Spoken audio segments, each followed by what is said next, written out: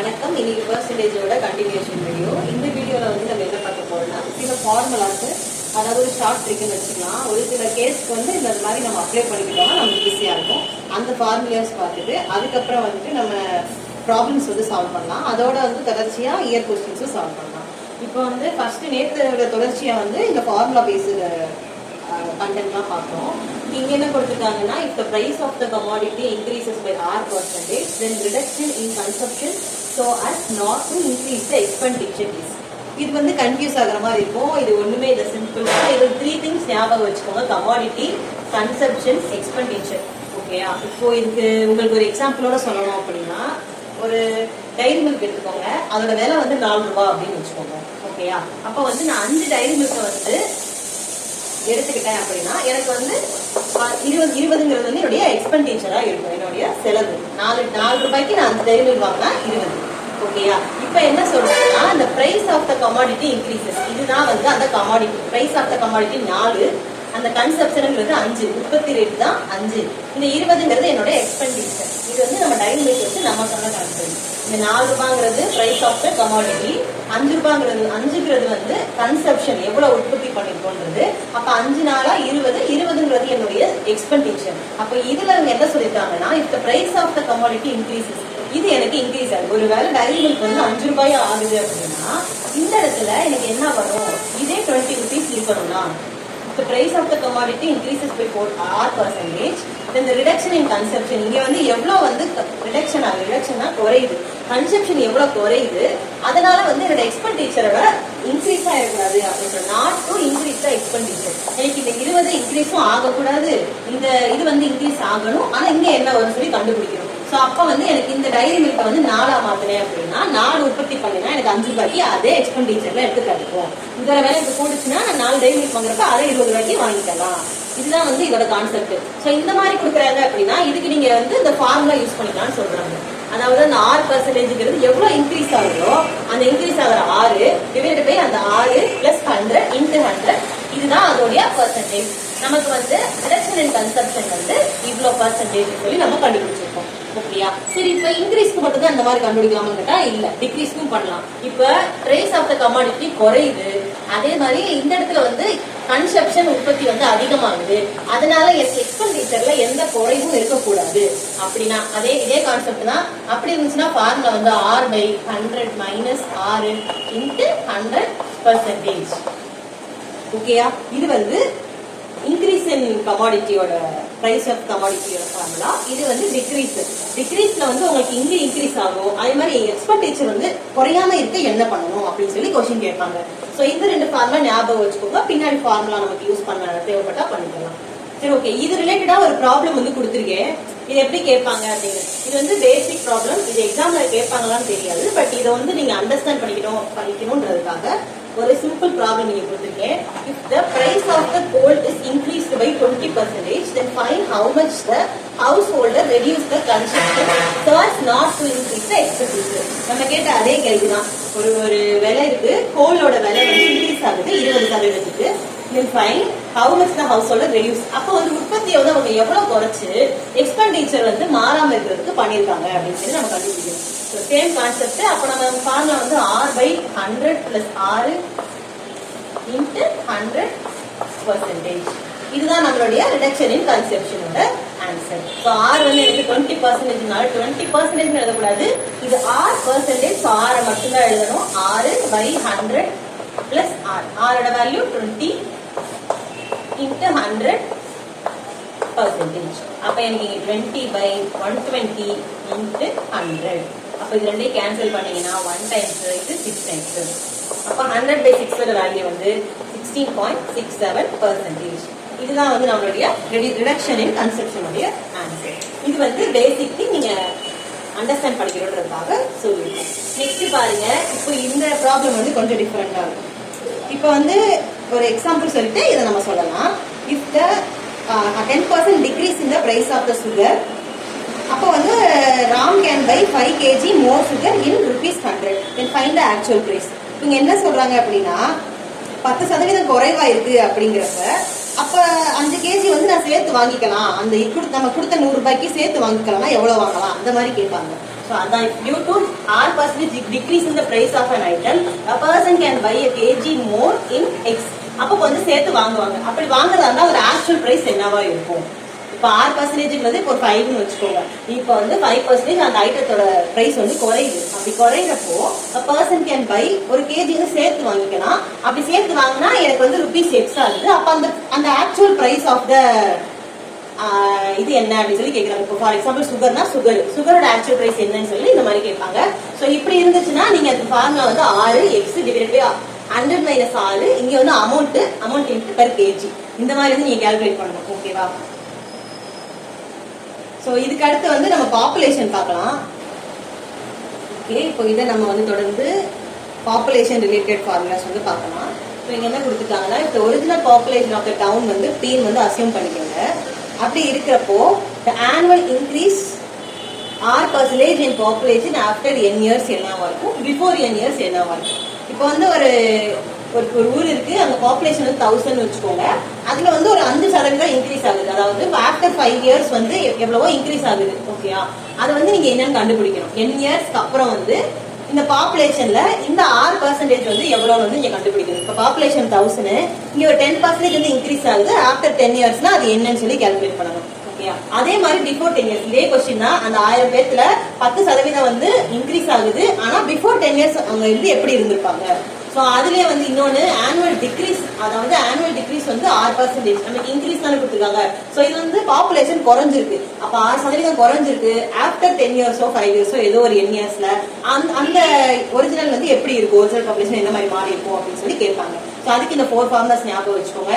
Original பாப்புலேஷன்ல இருந்து R% increase ஆகுது. So அப்ப வந்து ஆஃப்டர் n இயர்ஸ் வந்து அதோட ஆக்சுவல் இது வந்து எப்படி இருக்கும்னா P into 1 plus R by 100 the whole power n. அதே மாதிரி before n yearsக்கு P 1 divided by 1 plus R by 100 the whole power n. So அதே மாதிரி டிக்ரீஸ்ல பாத்தீங்க அப்படின்னா P 1 minus R by 100 into whole power n. இங்க வந்து P 1 divided by 1 minus R by 100 the whole power n. ஓகேயா? n வந்து இங்க வராது, இங்க வரும். ஹோலா வந்து n வரும். ஓகேயா? எல்லாத்துலயுமே அந்த Pங்கிறது வந்து காமனா இருக்கும். So okay. இப்போ வந்துட்டு நம்ம சக்சசிவ் இன்க்ரீஸ் ஆர் டிக்ரீஸ் வந்து பார்க்க போறோம். ஸோ இது ஒரு இம்பார்ட்டன்ட் திங். நம்ம இதுக்கு அடுத்து வந்து ப்ராப்ளம் சால்வ் பண்ணலாம். ஸோ சால்வ் பண்றப்ப இடையில வந்து என்னென்ன ஃபார்முலாஸ் வந்து யூஸ் பண்றோங்கிறத வந்து நான் ரஃபாவே கொடுத்துட்றேன். ஸோ இன்னும் கண்டினியூஸா ப்ராப்ளம் சால்வ் பண்ணலாம். ஸோ அதுல வந்து ரிலேட்டடா ஃபார்முலாஸ் ஏதாவது ஷார்ட் ட்ரிக் இருக்குன்னா நான் அதுலயே மென்ஷன் பண்ணிடுறேன். இல்ல ஆக்சுவல் மெத்தட் உங்களுக்கு ஓகே அப்படின்னா நம்ம அதுலயே வந்து சால்வ் பண்ணலாம். So இங்க பாருங்க, இது successive increase or decrease. So if the value is successively increased by X% and Y%, 2%, அதாவது ஒரு இது வந்துட்டு ஆட் ஆகுறப்போ ஃபர்ஸ்ட் X% ஆட் ஆகுது, அடுத்து Y% ஆட் ஆகுது அப்படின்னா ஃபைனல் இன்க்ரீஸ் வந்து எப்படி இருக்கும் அப்படின்னு சொல்லி கண்டுபிடிக்கிறது இந்த formula X plus Y plus XY by 100. டிக்ரீஸ்க்கு இருக்கானா அதேதான் -X minus Y plus XY by 100. So இந்த ஃபார்முலா வந்து நீங்க யூஸ் பண்ணிக்கலாம். ஸோ ஒன்னு வந்து இன்க்ரீஸ், ஒன்னு வந்து டிக்ரீஸ். எனக்கு ஃபைனல் வந்து எப்படி இருக்கும் அப்படின்னா ஒன்னு வந்து டிக்ரீஸ்க்கு மைனஸ் போட்டுக்கோங்க, அடுத்து இன்க்ரீஸ்க்கு பிளஸ் போட்டுக்கோங்க, ரிமைனிங் XY by 100 அப்படியே இருக்குங்க. இது வந்து சக்சசிவ் இன்க்ரீஸ் அண்ட் டிக்ரீஸோட ஃபார்முலா. ஸோ இந்த இன்க்ரீஸ் கேட்டா இந்த ஃபார்முலா, டிக்ரீஸ் கேட்டா இந்த ஃபார்முலா, இன்க்ரீஸ் அண்ட் டிக்ரீஸ் சேர்த்துக்கிட்டாங்கன்னா இந்த ஃபார்முலா வந்து யூஸ் பண்ணிக்கோங்க. ஓகேயா? ஸோ நெக்ஸ்ட் வந்து நம்ம அது ரிலேட்டடா ஒரு ப்ராப்ளம் பார்க்கலாம். இப்போ இந்த ப்ராப்ளம் பாருங்க. If the growth in production of the company A from 1994 to 1995 is 25%. அதாவது 1994ல இருந்து 1995 குள்ள அந்த கம்பெனியோட growth வந்து 25% இன்க்ரீஸ் ஆயிருக்கு. நெக்ஸ்ட் என்ன சொல்லிருக்காங்க, then from 1995 இருந்து 1996 வந்து 60% வந்து இன்க்ரீஸ் ஆயிருக்கு. So then what percentage takes place from 1994 to 1996? So 1994ல இருந்து 6க்கு எவ்வளவு இருக்கும்? இங்க இருந்து இங்க நமக்கு 25, இங்க இருந்து இங்க வந்து நமக்கு 60. So நமக்கு ஃபைனலா மொத்தம் எவ்வளவு வந்து உங்களுக்கு இன்க்ரீஸ் ஆயிருக்குன்னு சொல்லி கேக்குறாங்க. So நம்ம இந்த ஃபார்முலா யூஸ் பண்ணலாமா? So இங்க என்ன சொல்லிருக்கோம், இது ஒரு இன்க்ரீஸ், இது ஒரு இன்க்ரீஸ். So அப்ப ஃபைனல் இன்க்ரீஸ் என்னன்னு சொல்லி நம்ம இதெல்லாம் கண்டுபிடிச்சிருக்கோம். So சக்சசிவ் ஃபார்முலா யூஸ் பண்ணி நான் இங்க வந்து சால்வ் பண்றேன். ஸோ ஃபார்முலா மெத்தட் வந்து எல்லாத்துக்கும் அப்ளிகபிளா இருக்குமான்னு கேட்டா இல்ல, ஒரு சிலருக்கு நம்ம ஆக்சுவல் மெத்தட் யூஸ் பண்ற மாதிரி இருக்கும். சின்ன சின்ன இடத்துல நம்ம டைம் சேவிங்காக வந்து யூஸ் பண்ணிப்போம். ஓகே? ஸோ இங்க வந்துட்டு 1994 வந்து 1996 தான் இருக்கும். ஃபர்ஸ்ட் 25, அது கூட 60, இது எக்ஸ், இது ஒய். ஸோ நெக்ஸ்ட் நமக்கு வந்து XY by 100. அப்ப XYங்கிறது வந்து எனக்கு 25 into 60 divided by 100.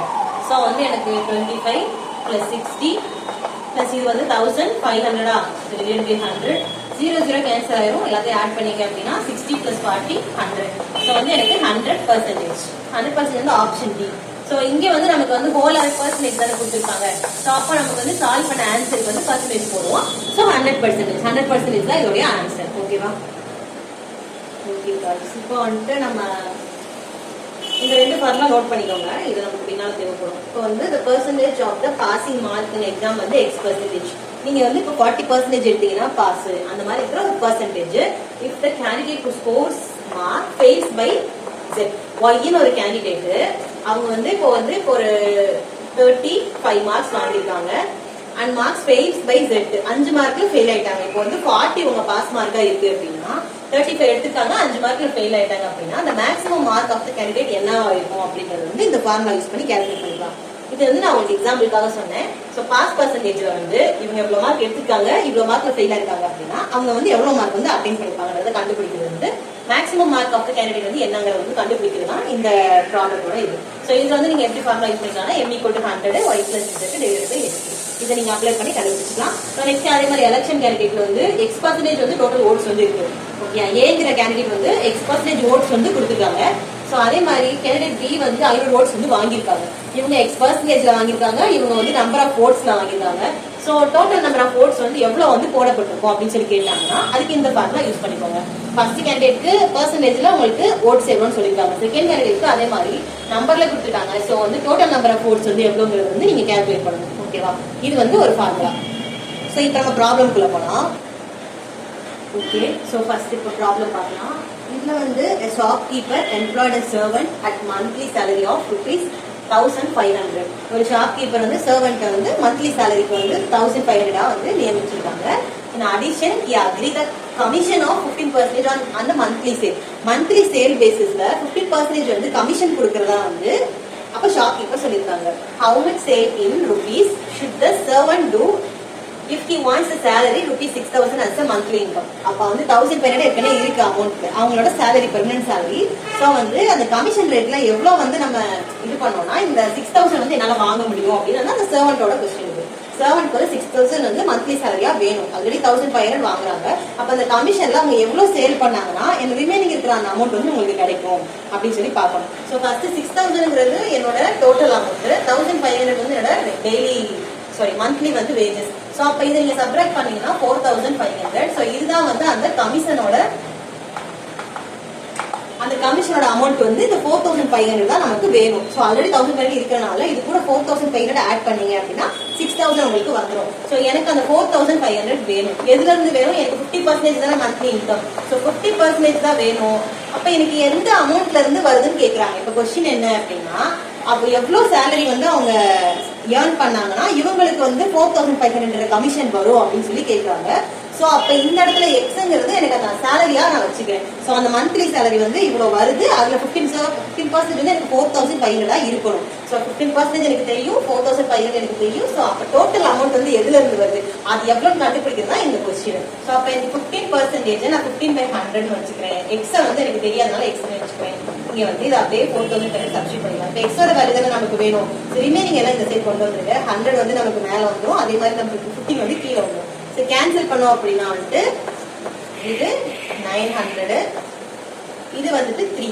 சோ இது கேன்சல் பண்ணீங்கன்னா 300 சோ 300 into 100 வந்து நமக்கு 30000 சோ ஆப்ஷன் ஏ தான் வந்து இதோட கரெக்ட் ஆன்சர் ஓகேயா ஓகே சோ அடுத்த ஒரு ப்ராப்ளம் பாருங்க இது வந்து IBPS prelims-ல கேட்ட ஒரு question so Raman gives 80% of his total salary to his wife and invested remaining as mutual fund so வந்து ராமன் வந்து 100% salary வாங்குறாங்கன்னு அது வந்து 80% வந்து அவங்க வைஃப் கிட்ட கொடுக்குறாங்க ரிமைனிங் அந்த 20% வந்து அவங்க இன்வெஸ்ட் பண்ணிருக்காங்க ஓகேவா சோ வந்து from the money his wife got அந்த வாங்கின அமௌண்ட்ல இருந்து அந்த 80%ல இருந்து she spent 30% on grocery 20% on rent and an amount of ₹1200 sorry 12000 rupees வந்து spent on gold சோ வந்து என்ன சொல்லிருக்காங்கன்னா அவங்க 80% வந்து அவங்க ஒய்ஃப் கிட்ட கொடுத்துருக்காங்க அந்த அமௌண்ட்ல இருந்து 30% வந்து கிராசரிலையும் 20% வந்து ரெண்ட்லயும் அதுக்கப்புறம் வந்துட்டு அமௌண்ட் ஒரு 12000 வந்து அவங்க கோல்டுக்கும் ஸ்பெண்ட் பண்ணிருக்காங்க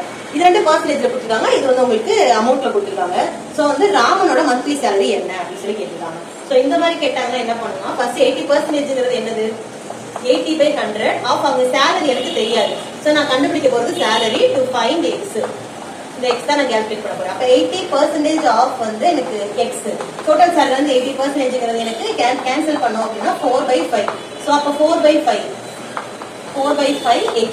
சோ அதுல ரிமைனிங் 20% இருக்குல்ல மியூச்சுவல் ஃபண்ட்ல அவங்க இன்வெஸ்ட் பண்ணது. சோ இத நீங்க கால்குலேட் பண்ணீங்க அப்படினா 1/5. So 1/5 x. சோ இது வந்து எனக்கு 80% அவங்க வைஃப் வந்து யூஸ் பண்ண salary. சோ எனக்கு என்ன தெரியும், 30% grocery, 20% rent. சோ இது எனக்கு அமௌண்ட்ல இருக்கு. சோ அமௌண்ட்ல இருந்தா எனக்கு கால்குலேட் பண்றது ஈஸி. சோ அப்ப 80%ல இது 30%, இது 20% தான். ரிமைனிங் எல்லாமே தான் இதுல வந்து யூஸ் பண்ணிருக்காங்க. அது வந்து நமக்கு 12,000. ரிமைனிங் வந்து நம்ம கோல்ட்ல ஸ்பெண்ட் பண்ணிருக்காங்க. சோ அப்ப ரிமைனிங் வந்து எனக்கு 50% தானே. 30% plus 20% plus 50 தான் எனக்கு 100%.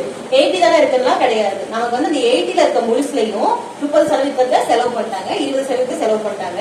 சோ ரிமைனிங் இருக்க அந்த 50% வந்து எனக்கு என்னவா இருக்கும் அப்படின்னா அந்த கோல்ட்ல ஸ்பெண்ட் பண்ண அந்த அமௌண்டா இருக்கும். அப்போ இந்த 50% தான் நம்ம வந்து கால்குலேட் பண்ண போறோம்.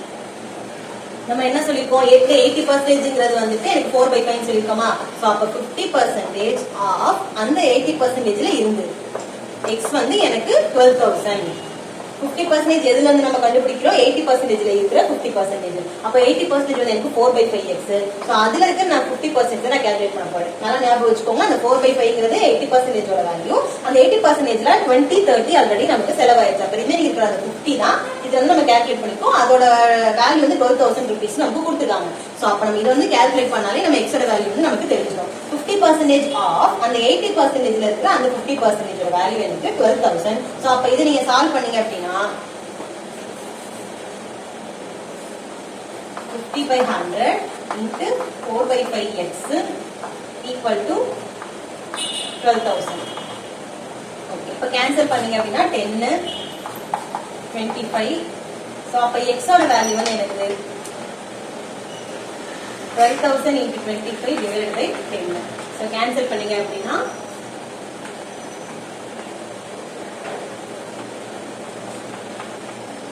அப்ப வந்து எனக்கு 30,000. சோ 30,000 தான் வந்து என்னுடைய ஆன்சர். சோ ஆப்ஷன் பி தான் வந்து 30,000. சோ இந்த சம் உங்களுக்கு புரிஞ்சுக்கும்னு நினைக்கிறேன். சோ இந்த மாதிரி தான் நமக்கு வந்து கொடுத்துருக்க பேசிக் வந்து கொஞ்சம் வந்து நம்ம திங்க் பண்ணி சால்வ் பண்ற மாதிரி இருக்கும். இது ரொம்ப ஈஸி தான். சோ 80%ல வந்து அந்த 50% வந்து எனக்கு கோல்ட்ல செலவு பண்ணிருக்காங்க. அங்க 15 கொடுத்தீங்கன்னா நீங்க ஈஸியா பண்ணிருப்பீங்க. உங்களுக்கு அமௌண்டா கொடுத்தனால உங்களுக்கு அது ரிஸ்க் மாதிரி தெரியும். சோ அந்த அமௌண்ட் வந்து எவ்வளவா இருக்கும், ஆல்ரெடி நமக்கு 50 செலவாயிருக்கு. அப்ப ரிமைனிங் 50 தான் அந்த கோல்ட்ல ஸ்பெண்ட் பண்ணிருப்பாங்க. அப்ப அந்த 50% வந்து நம்ம அந்த 80ல இருந்து கண்டுபிடிச்சிட்டோம் அப்படின்னா அது வந்து 12,000 ஈக்குவலா இருக்கும். அதை வச்சு இந்த டோட்டல் அமௌண்ட் என்ன எக்ஸ்ங்கிறது வந்து நான் கால்குலேட் பண்ணிருக்கேன். ஓகேவா? ஸோ இன்னைக்கு கொடுத்த 2 சம்மே உங்களுக்கு யூஸ்ஃபுல்லாக இருக்கும்னு நினைக்கிறேன். ஸோ நாளைக்கு வீடியோவில் இதே மாதிரி இன்னும் கொஞ்சம் வேரியஸ் டிஃப்ரெண்ட் ப்ராப்ளம்ஸ்லாம் நம்ம வந்து சால்வ் பண்ணலாம். இது ரிலேட்டடாக மட்டும் இல்லாமல் எல்லா மிக்சட் ப்ராப்ளம்ஸுமே நம்ம சால்வ் பண்ணலாம். நாளைக்கு வீடியோவில் பார்க்கலாம். தேங்க்யூ.